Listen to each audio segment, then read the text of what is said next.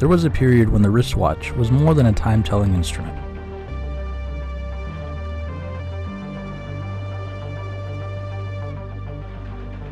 The story of the French Navy's relationship with Tudor can be traced back to the late 1950s. Rolex was experimenting with different submariners under the Tudor moniker, and from the earliest days of Tudor Submariners' life, the French Navy was an important testbed for wristwatches. The 60s and 70s would see great advances in diving technology. The modern diving technology made the methods of the previous 20 years seem ancient. The first watches used were the big crown models. There was the Tudor reference 7922 and the iconic Rolex model 6538.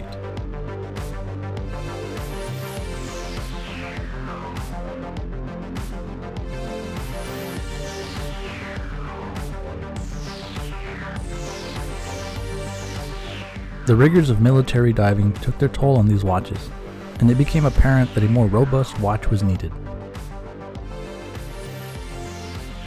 The 7016 was introduced in 1968.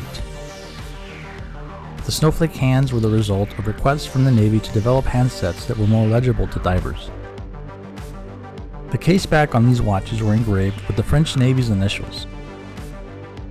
These early models are definitely the most desired by collectors today. In 1975, Tudor would provide a batch of the reference number 94010 to the Navy with blue dials and blue bezel inserts. These blue snowflake dials continued to be used until 1982, when the triangle dials and Mercedes-style hands were introduced.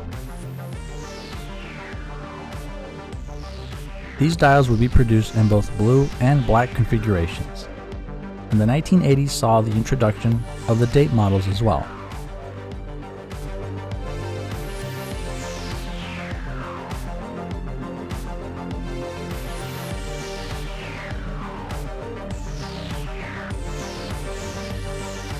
Tudor kept outfitting the Marine Nationale combat divers well into the 1980s. And the last of their watches were decommissioned in the early 2000s. The wristwatch has been part of a diver's gear since the early days, whether professional or military.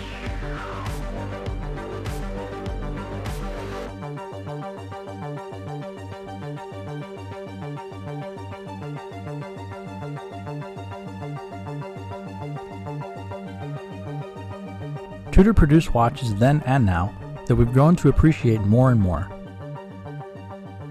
And the interest in their modern line has grown the appreciation for their vintage models. The vintage Tudors sported great design, reliable movements, and they were used by some of the most powerful militaries in the world, making the Tudor Submariner deserving of its growing respect.